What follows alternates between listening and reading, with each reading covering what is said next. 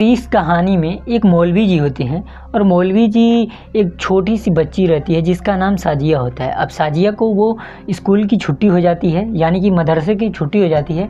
उसके बाद उसको रोक लेते हैं। उसको रोकने के बाद उसको कुछ खिलाते हैं और उसके बदन में पूरी की पूरी उमंग सी आ जाती है। अब उसके साथ ऐसी घटना घटती है जिसे सोच कर सुन कर आप लोगों की भी दिल दहल जाएगा कि ऐसा कैसे हो सकता है। कोई भी टीचर चाहे जो भी हो, चाहे जिस भी धर्म का हो, मैटर नहीं करता है, लेकिन ऐसा कैसे कर सकता है। तो चलिए हम इस कहानी को शुरू करते हैं और आप लोगों को बताते हैं कि कहाँ से इसकी शुरुआत हुई है। ठीक है, तो सबसे पहले इसकी शुरुआत होती है उत्तर प्रदेश का एक छोटा सा ज़िला है गोंडा।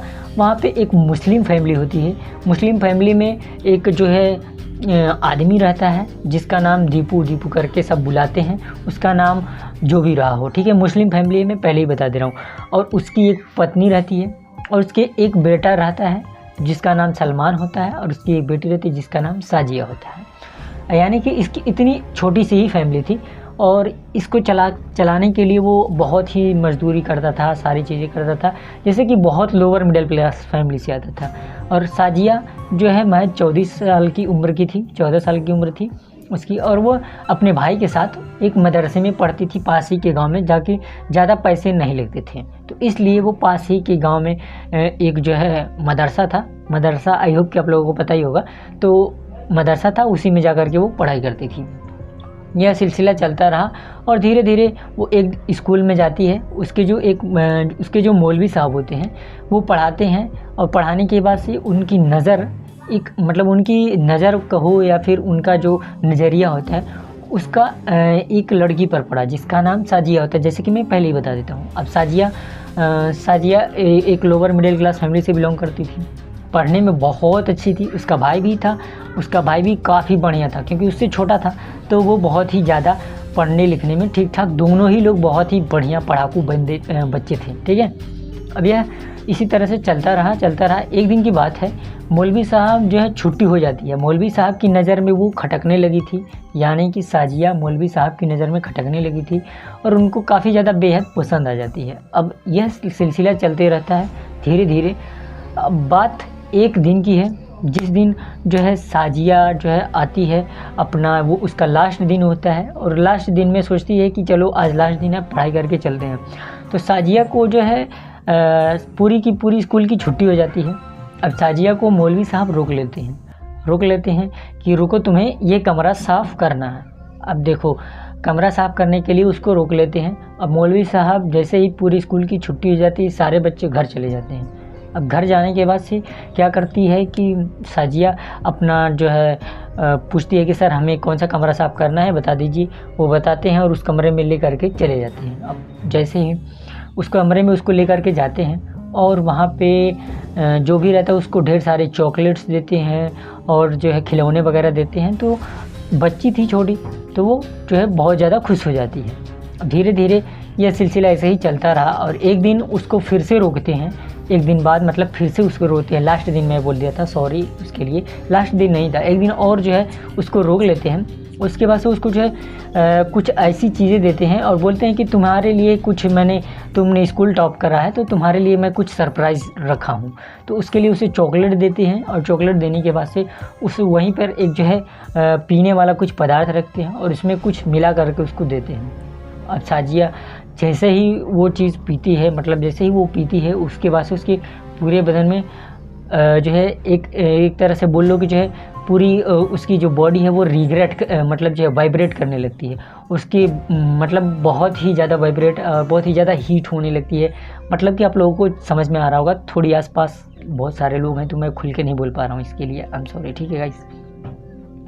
अब उसको जैसे ही वो टैबलेट खिलाते हैं कुछ इस तरह का होता है और वो जो मौलवी साहब होते हैं, मौलवी साहब उसे जो है टच करना या फिर जो भी सड्यूसिंग करना वो अपना प्रारंभ कर देते हैं। अब इस वजह से वो उनको बोल नहीं पाती क्योंकि उसकी बॉडी में ऐसा ही कुछ हो रहा था, इसलिए वो कुछ बोल नहीं पाती है।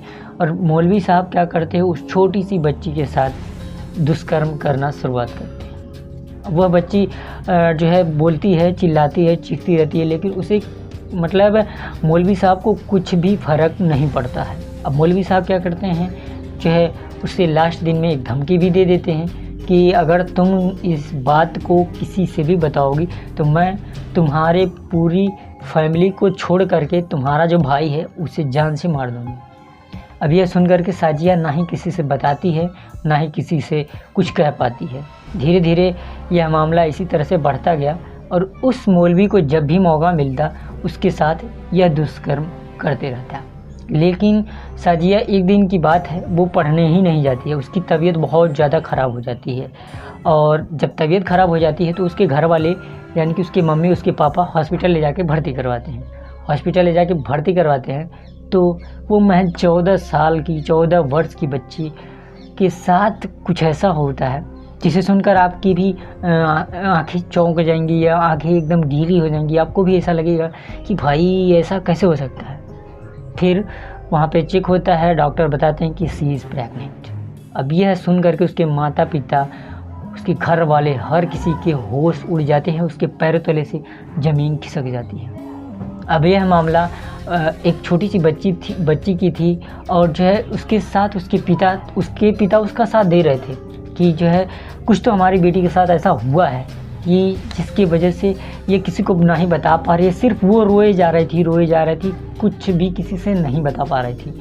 और वो रोते रोते इतना मतलब उसको बीमार हो गई कि लेकिन हॉस्पिटल फिर से दोबारा भर्ती कराना पड़ा। और उसका तबीयत जब ठीक हुआ उसके पिताजी उस मामला को पुलिस में जो है दर्ज कराया और जो है पुलिस में दर्ज करा तो उसके पिताजी पुलिस वाले जो है खोजबीन करने लगे और साजिया और जो है गांव में पूछताछ किए तो ऐसा कुछ उनको सुराग मिला नहीं कि जिसके वजह से जो है जो कैदी जो इसके साथ दुष्कर्म किया उसको पकड़ा जाए, लेकिन कोई मिला ही नहीं।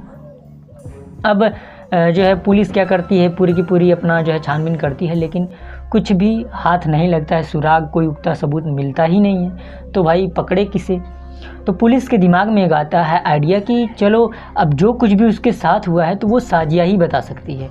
तो पुलिस लोग जो है जाते हैं साजिया के पास और जो है साजिया से पूछताछ करते हैं, लेकिन साजिया ने कुछ भी नहीं बताती है क्योंकि उसे अपने भाई को खोने का डर था कि वो मौलवी अब उसके भाई को जान से मार देगा, इसलिए वो किसी को भी कुछ भी नहीं बताती है। तो पुलिस लोग जो है उस बच्ची से दूर जाते हैं, मतलब उसको अपने पास बैठा के उसको बोलते हैं कि तुम अपने कमरे में जाओ।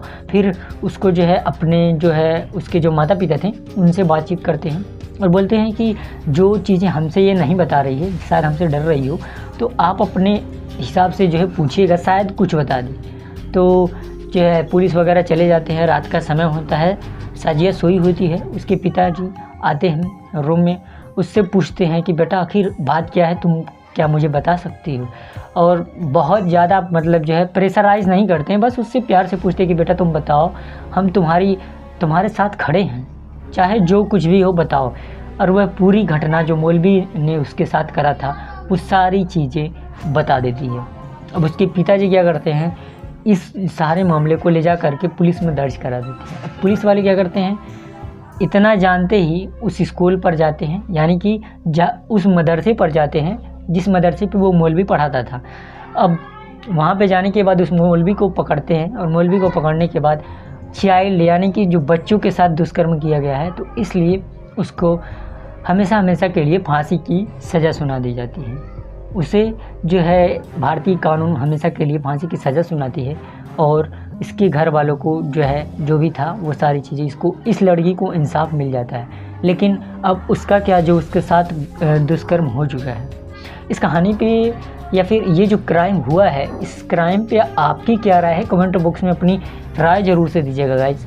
और किस शहर से देख रहे हो ये भी कमेंट कर देना ताकि मैं अगली वीडियो में आपका नाम ले सकूं।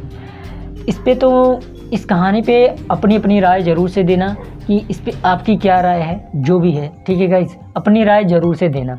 लेकिन मेरा सिर्फ इतना ही कहना है कि देखो किसी पर भी, चाहे वो मास्टर हो चाहे जो भी हो, जो भी पढ़ा रहा हो, जैसे कि एक और इसके पीछे की एक और स्टोरी मैं पहले भी बता देता हूँ। जो मौलवी साहब थे उनकी जो है पहले ही तलाक हो चुका था, मैं पहले ही बता देता हूँ, उनका पहले ही तलाक हो चुका था। उनके इसी व्यवहार के कारण उनकी जो वाइफ थी वो छोड़ के चली गई थी। तो इस दौरान उनको जो है उस पर अट्रैक्शन हुआ, उस छोटी सी बच्ची पर, और उसके साथ उन्होंने इस घटना को अंजाम दिया। तो कैसी लगी कहानी ज़रूर से बताइएगा और इस क्राइम पे आपकी क्या राय है ज़रूर से बता दीजिएगा। बस आज के लिए इतना ही, के लिए जय हिंद, वंदे मातरम, bye bye, take care and love you all.